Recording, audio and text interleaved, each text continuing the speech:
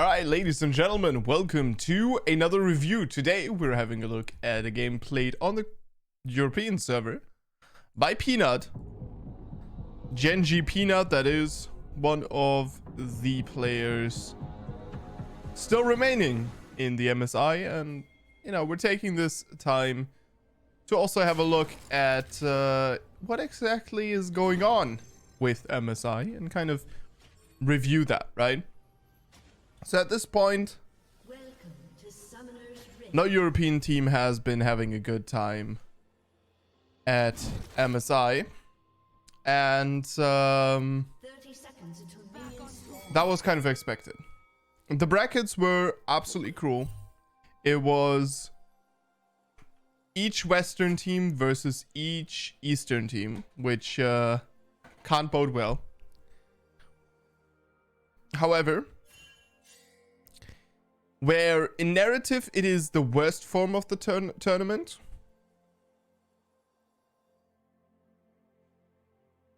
and in games I think it is the best. It is the best competitive best tournament, so I absolutely loved it. You could see what people got exposed for. And you could just see that the West just never was on point. It's kind of hard to explain, but if you look at people like Chovy consistently played well each game. Had a couple of misplays, of course, but nothing where you could say like, my god, what are you doing, right? Not the case for other players. Now, one of the Eastern players that has had quite the roller coaster of a career is Peanut.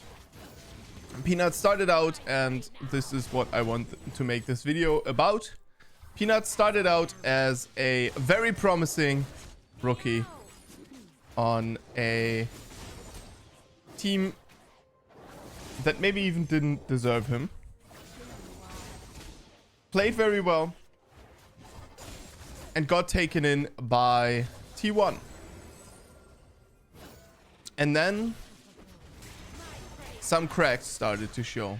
Now, the pressure of being on T1 is something that multiple T1 members have talked about. And some even pointed out that having a lesser chance at winning is worth it to them. And so T1, definitely an organization with a lot of eyeballs on it in Korea. And so if you do not perform very well, or it is perceived that you do not perform very well, you're just not going to have a good time. Now, Peanut was used to being a jungler that is able to soak up a lot of resources and dominate on his own. Something that Faker, back in that time, wasn't used to playing with. Faker's supports were supports. Faker's junglers were supports. And Peanut was taking CS from Faker where it wasn't necessary. He was ignoring certain plays and generally was playing a little bit more selfish. This is not the Peanut that you guys know if you've watched Peanut in the last couple of years. And well, he went from being this like carry jungler. Within a year, that had kind of stopped, and he had learned to be supportive, which is great. But it very soon showed that he kind of just lost. He kind of just lost the carry role in himself. And he started playing a little bit more clueless. Because he wasn't really that carry anymore, but he still perceived himself as it after he left T1. And he just kind of felt very underwhelming. At the wrong place, at the wrong times, the wrong places, kind of clueless. Mechanics were good, but not crazy. And it was all kind of weird. Okay. And then he kind of disappeared from my radar. But playing on some other teams, he eventually, of course, resurfaced on that DRX team, right? No, not the DRX team. On the Gen G squad that lost to DRX. And that's where most of us found him back on a high level team. And the high level team, of course, lost to DRX. That was past Worlds, but they did have a chance. Now, most people said, okay, well, Peanut just, you know, got carried by Chovy. Chovy's so good. Peanut's so trash. But no, to me, it screamed Peanut managed to change his identity.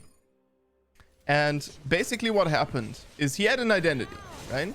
He had this identity of the carry that he was used to playing around. And that made him good. He was not necessarily the game knowledge player in that case.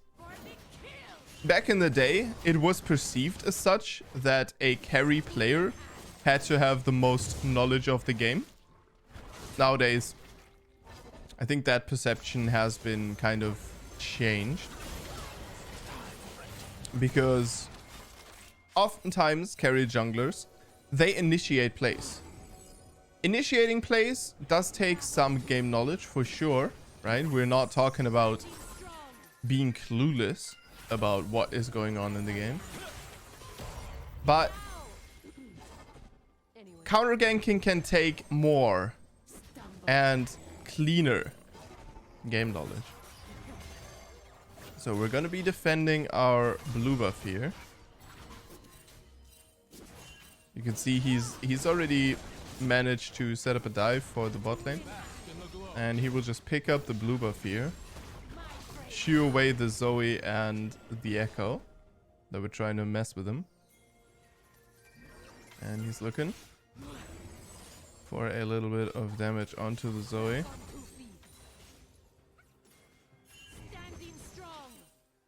Setting up some traps, setting up the invade. And pinging that he is on the way.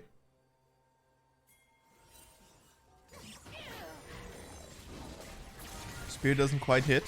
And now Zoe is aware of what is going on.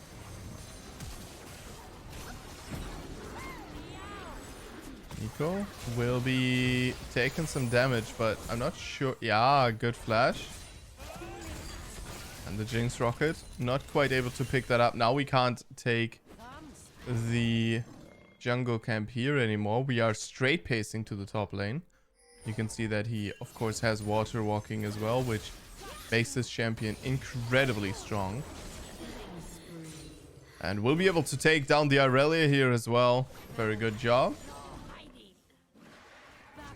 So the thing is this, right? He has turned into a supportive tank player. And I find it very impressive what he has done, because a lot of people, they flame him, you know. They say, oh, well, yeah, you're just not the carry player anymore, and so on and so forth. And I believe that as it stands right now, he definitely isn't the carry player that he used to be, right? He definitely doesn't have those amazing mechanics anymore. Although you can see that he is still capable of doing very well versus European teams with it, right? Well, but in solo queue, he still absolutely dominates on these picks. But the problem is that in pro play, there is much more weight on your shoulders if you want to play this. Where in solo queue, carry junglers kind of help you out right? But in pro play, carry junglers kind of put an extra weight on your shoulder in the current meta, right? In the current meta, in order to pull off a carry jungler, you need to have an organized team that is able to set the jungler ahead. You need to have a very good plan for invades, and even then, most of the time, because of the rebound EXP, there's a good chance that you will not stay as ahead as possible, right? But this is not the reason why Peanut is not having a good time on carry junglers. The reason why Peanut is not having a good time on carry junglers is, to me, it seems like his identity has shifted, and he seems to be much more interested in controlling the jungle and controlling the game, being at place. And the problem is, like, we see him often even like misplay or borderline misplay very simple champions that have way less options. And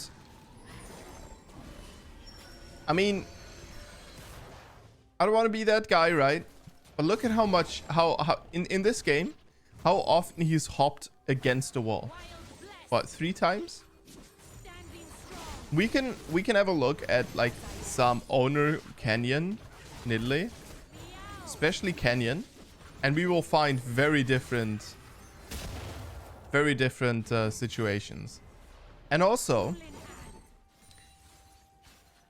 he is not nearly as aggressive with invading, and this is kind of hard to point out, but he's not nearly as aggressive with invading as someone like Canyon could have been here, right? And so that's like another thing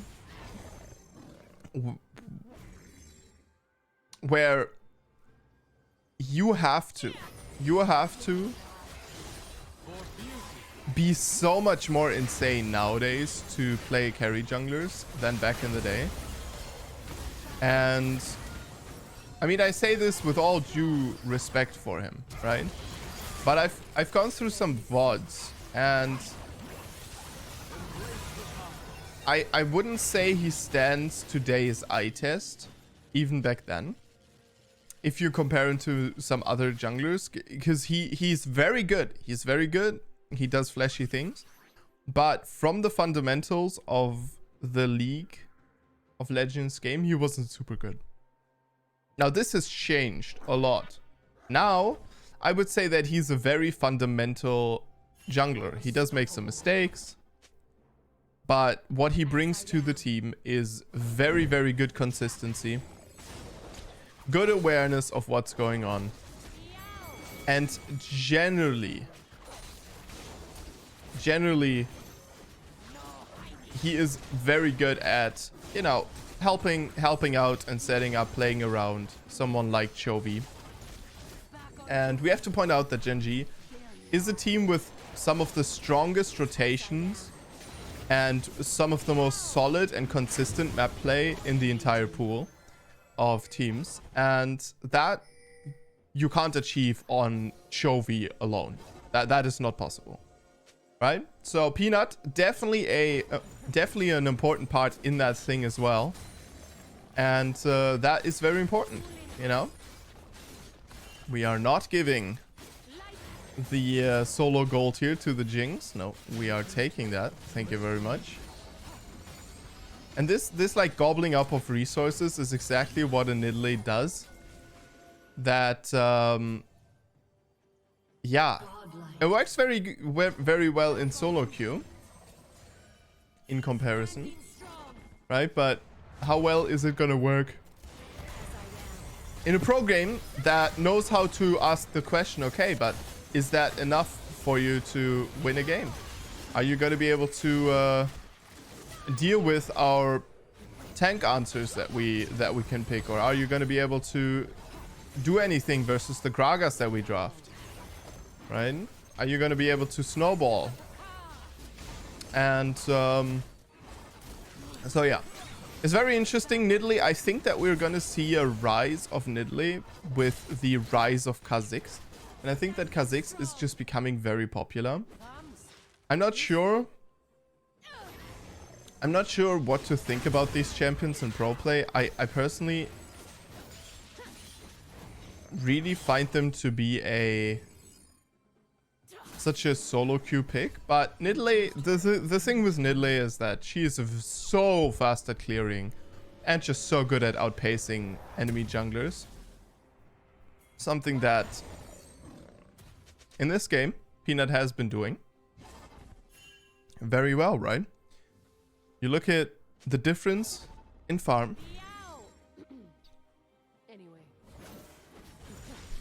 You look at the difference in gold, and then you realize, oh wait, Echo's the same level. Now, he's a level behind, but, you know, he's a ballpark in it. Wouldn't be too surprised if Echo doesn't, like, level up on this camp or maybe next. Because the thing is that nowadays, it's much harder to have a lead, right? With all the camps that Echo's lost, you would think that he has to be 1 or 2 levels behind here. When in reality, he seems to be about a level behind. Which is kind of rough, yeah. So, definitely not the most optimal situation. Okay, very good job. Baiting that one out. But yeah, so I would say for sure that Peanut, definitely a good jungler. From a European perspective, a very good jungler. And I am here to see his carry jungler arc, because he seems to be practicing those a lot. He picked it lately again, and everyone was making fun of him. We'll see whether or not he's able to pick those up as well.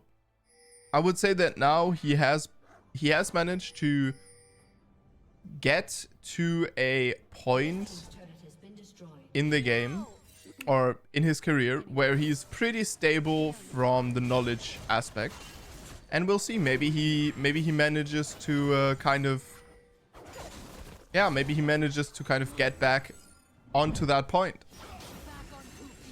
This is something that, you know, Korean players do this thing where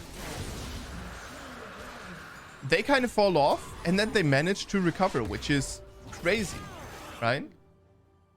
And if you look at European players, I feel like that doesn't really happen that much.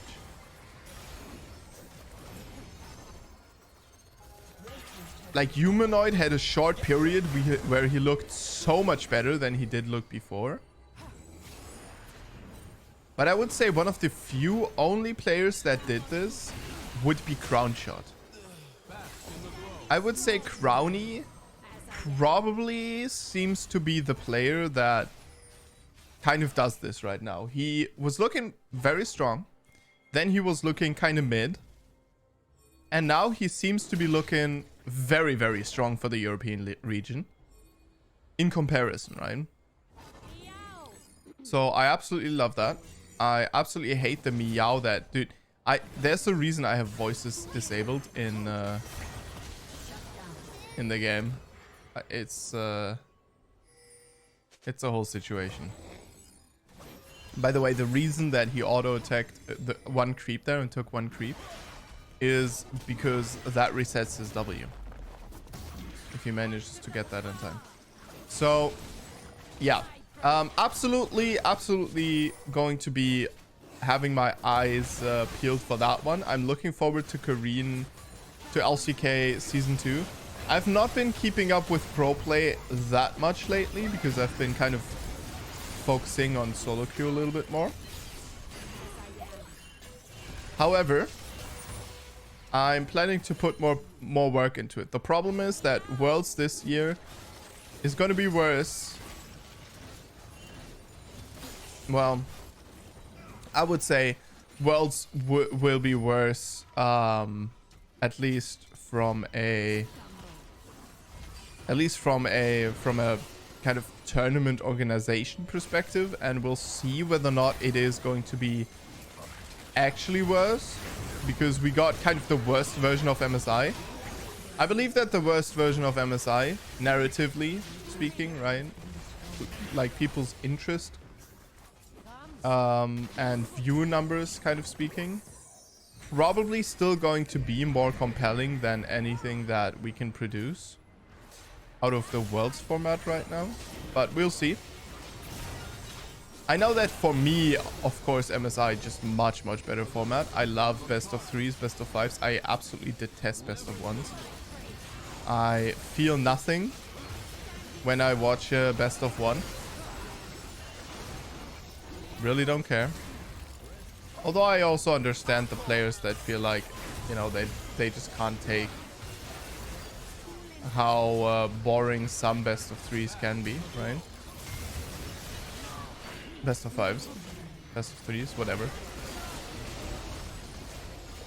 But yeah, I'm personally a big fan of it. To me, it doesn't really make a lot of sense to not play best of 1s. But yeah, I personally, I've been thinking about this a lot. I would kind of love something that would speed the game of League of Legends up even more.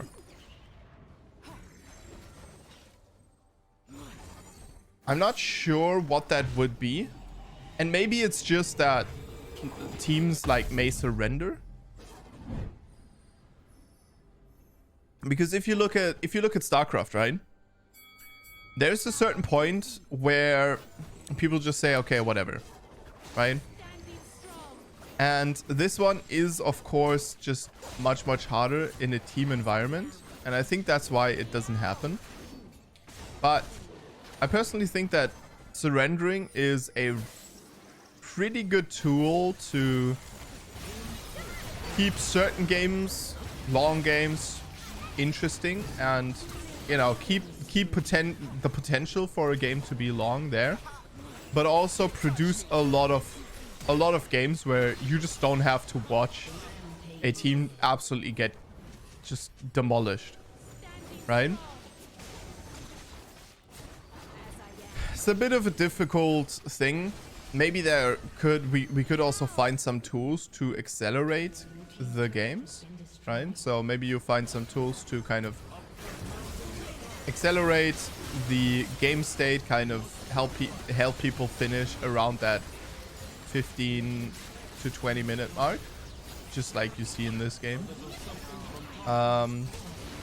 Because here the problem is that, yeah, this is great, but we are probably just wanting to finish around like 30 minutes here, because let's be honest, we are kind of caught in a concave here with not really a lot of help, not really a lot of protection.